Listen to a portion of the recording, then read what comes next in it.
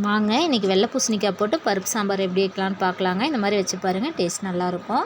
அதுக்கு குக்கரில் தண்ணி சேர்த்திக்கலாம். 200 கிராம் அளவுக்கு துவரம் பருப்பு எடுத்துருக்கோம். அதை 2-3 தடவை கழுவிட்டு அதையும் குக்கரில் சேர்த்திக்கலாம்.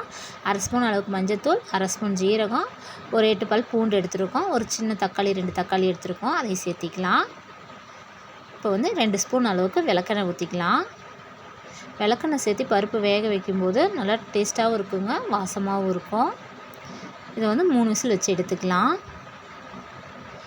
இப்போ பாத்திரத்தில் எண்ணெய் சேர்த்திக்கலாம். கடுகு 1 ஸ்பூன், ஜீரகம் 1/2 ஸ்பூன், வெந்தயம் 1/2 ஸ்பூன், ஒரு சின்ன துண்டு கட்டி பெருங்காயம் சேர்த்திக்கலாம். இது நல்லா பொரிஞ்சு வரட்டும்.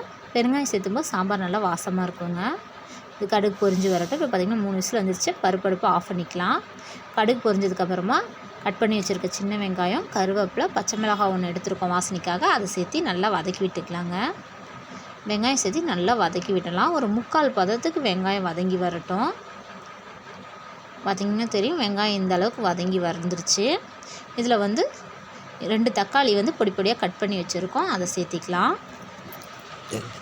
தக்காளி சேர்த்திக்கிட்டு இதையும் நல்லா வதக்கி விட்டுக்கலாங்க. தக்காளி வெங்காயம் நல்லா வதங்கி வந்துட்டோம். வெள்ளை பூசணிக்காவை தோல் எடுத்துட்டு நம்ம கழுவிட்டு கட் பண்ணி எடுத்து வச்சுருக்கோம். அதை இந்த வெங்காயம் தக்காளி கூட சேர்த்திக்கலாம். பூசணிக்காவை சேர்த்துட்டு இதை நல்லா அந்த எண்ணெயிலே ஒரு 5 நிமிஷத்துக்கு நல்லா வதக்கி விட்டுக்கலாங்க. வதக்கி வைக்கும்போது தான் நல்லா டேஸ்ட்டாக இருக்கும். வெள்ளை பூசணிக்காய் நீர் காய்ங்கிறதுனால நல்லா வதக்கும் போதே அதுவே தண்ணி விடுங்க. நல்லா வதக்கியாச்சு. குழம்புக்கு தேவையான அளவுக்கு சாம்பார் தூள் எடுத்துக்கலாம். நீங்கள் 3 ஸ்பூன் அளவுக்கு சாம்பார் தூள் எடுத்துருக்கோம். சாம்பார் தூள் சேர்த்துட்டு ஒரு 2 நிமிஷத்துக்கு நல்லா அந்த இதிலே வதக்கி விட்டுக்கலாம். இப்படி நல்லா வதக்கி வைக்கும்போது நல்லா டேஸ்ட்டாக இருக்குங்க. இது நல்லா வதக்கி விட்டுக்கலாம். இதில் கொஞ்சம் தேவையான அளவு தண்ணி சேர்த்திக்கலாம். ஏன்னா நம்ம பருப்பு வேறு சேர்த்த போகிறோம். இப்போ கொஞ்சமாக தண்ணி சேர்த்து அடுப்பை மீடியம் ஃப்ளேமில் வச்சு இதை காயை வேக வச்சுக்கலாம்.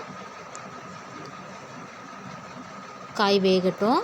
இப்போ பார்த்திங்கன்னா பருப்பு நல்லா வெந்து வந்துருச்சு. நம்ம 3 விசில் தான் வச்சோம், நல்லா வெந்து வந்துருச்சு.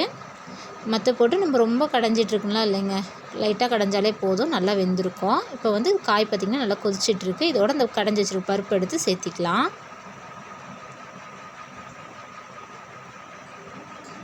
பருப்பை சேர்த்துட்டு தேவையான அளவுக்கு தண்ணி சேர்த்திக்கலாங்க. தண்ணி சேர்த்துட்டு கலந்து விட்டுக்கலாம். சாம்பாருக்கு தேவையான அளவுக்கு கல்லுப்பு எடுத்துக்கலாம். கல்லுப்பு போட்டுட்டு நல்லா கலந்து விட்டுக்கலாம். நல்லா கலந்து விட்டாச்சு. இதை மீடியம் ஃப்ளேம்லேயே வச்சு நல்லா காய் வெந்து வரட்டும். நம்ம வெயிட் பண்ணலாம். பார்த்திங்கன்னா தெரியுது, நல்லா காயும் சாம்பார் நல்லா வெந்து வந்திருக்குங்க. இதில் நெல்லிக்காய் அளவுக்கு புளியை ஊற வச்சு வடிகட்டி கரைச்சி வச்சுருக்கோம், அதை சேர்த்திக்கலாம். புளி சேர்த்திட்டு ரொம்ப நேரம் கொதிக்கணும்லாம் அவசியம் இல்லைங்க. ஒரு 5 நிமிஷத்துலேருந்து ஒரு 10 நிமிஷம் கொதிக்க வச்சா போதும். பார்த்திங்கன்னா தெரியும், நல்லா கொதித்து வந்திருக்குங்க. கொஞ்சமாக கொத்தமல்லி தழை சேர்த்திக்கலாம்.